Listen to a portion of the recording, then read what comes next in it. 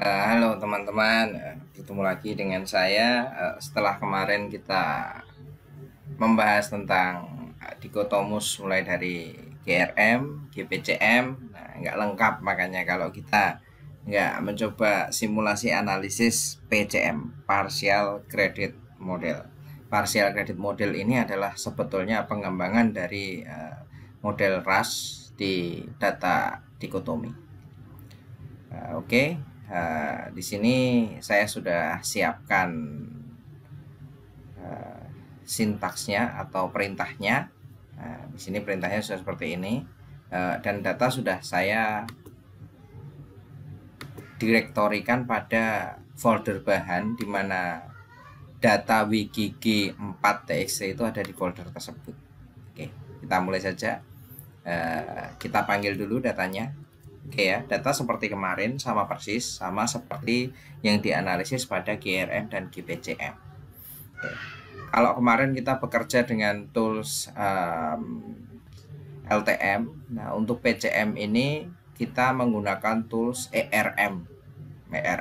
Jadi kita harus install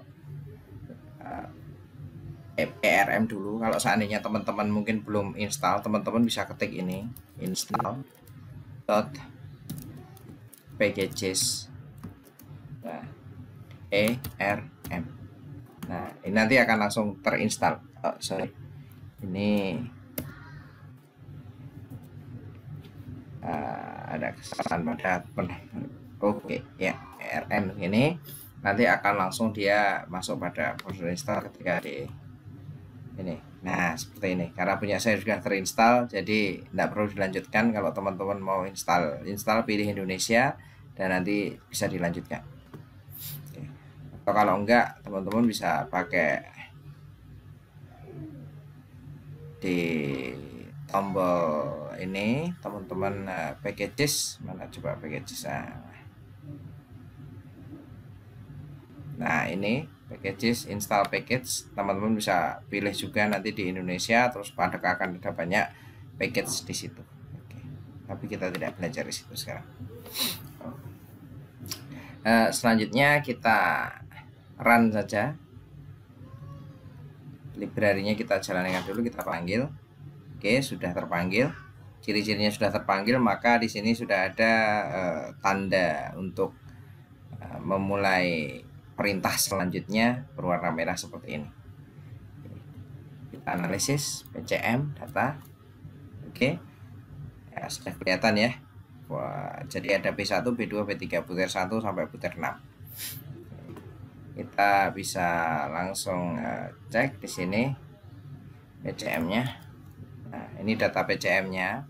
Oke, agar kita lebih mudah dalam melihat, maka kita cari aja threshold-nya. Kalau dalam GRM kemarin itu kita ekstrim bahasanya, kalau dalam GPCM itu kategori, kalau dalam PCM ini dinamainya threshold. Nah, di sini ada threshold 1, threshold 2, sama threshold 3. Nah, ini threshold itu adalah parameter stepnya.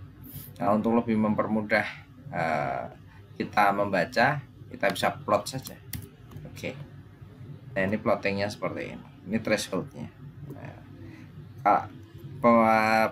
penggambarannya agak sedikit berbeda, di mana di sini kategorinya ditulis di samping ini sebenarnya agak sedikit mengganggu, lebih mudah yang kemarin, tapi tidak apa, tetap kita bisa membacanya. Ini hitam, ini kategori 0 ya.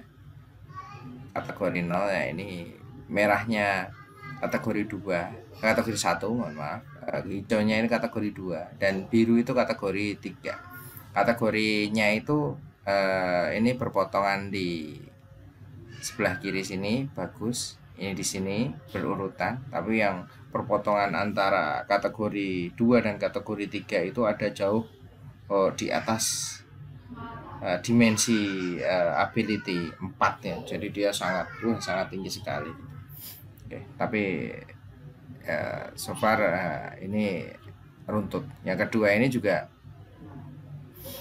dia runtut, itu antara perpotongan 01 12 dan 13, tapi lagi-lagi 23 ini perpotongannya 3 terlihat, jadi ability-nya sangat tinggi. Apalagi ini, jadi memang kalau kita bandingkan dengan GRM dan GPCM, ini agak sedikit lebih melebar ya datanya ketika dianalisis dengan PCM, dan mungkin bisa disimpulkan ketika seperti itu mungkin data ini tidak cocok dianalisis dengan PCM sebetulnya, tapi untuk sekedar simulasi menjalankan analisis dengan software saya kira tidak masalah. Nah ini juga oke. Nah, intinya pada intinya adalah pertama yang harus dilihat bahwa perpotongan ini harus urut, tidak boleh saling tumpang tindih. Dan perpotongan ini nilainya apa? Nilainya dicerminkan oleh threshold ini. Contohnya ini di B4 ini negatif 0,239 itu kan di sini ya. Nah, hanya oke, cocok gitu. Cocok. Kemudian merah dan hijau ini kan di sini sekitar, harusnya dia sekitar 2. Betul, dia di 2,3, dan yang ini tidak terlihat ya, dia sekitar 4, sedikit. Nah, itu. Oke, seperti itu. Oke, selanjutnya dalam tools ERM ini ada yang sedikit berbeda dengan tools LTM. Di situ ada beberapa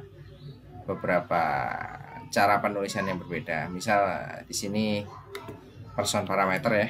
Kalau kita kemarin disediakan hanya setiap pola respon akan ada satu estimasi ability dari siswanya. Tapi kalau ini per siswa langsung disediakan tingkat ability-nya. Jadi siswa 1, siswa 2, siswa 3 sampai siswa 800 didefinisikan semua. Ini person parameternya. Jadi sebetulnya ability dia itu berapa gitu. Kalau kemarin kan kita di LTM itu ditampilkan pola responnya. Kalau pola respon seperti ini maka ability-nya berapa. Gitu. Kalau di sini kita mendapatkan perintah di mana setiap person itu dia itu sebetulnya ability-nya berapa. Oke. Selanjutnya di sini kita ada plot info juga. Nah ini fungsi informasinya, item informasinya seperti itu. Item informasinya juga ada. Di sini ada item 1, item 2, item 3, item 4. Nah, oke. Terlihat ya. Terus selanjutnya ini tes informasinya. Bisa kita keluarkan dengan plot info, infonya info-nya itu dia kapital, dan kita dalam kurung PCM. PCM itu apa? PCM kecil itu. PCM kecil itu adalah definisi dari analisis data yang dianalisis dengan menggunakan PCM besar.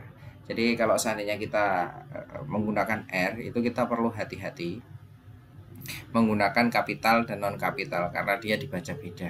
Selain itu kadang kita juga sering kesulitan mencari sebuah kenapa kok sintak di run tidak jalan, itu karena ternyata ada salah ketik. Misal titik itu sebenarnya harusnya koma. Nah, seperti itu.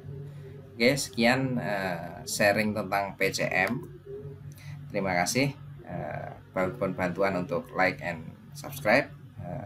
Kalau seandainya ada yang perlu didiskusikan, silahkan tinggalkan komen di bawah video ini. Kalau seandainya ada yang membutuhkan perintah atau sintak R untuk menganalisis PCM dengan menggunakan ERM, bisa juga langsung tinggalkan komen di bawah video ini. Terima kasih.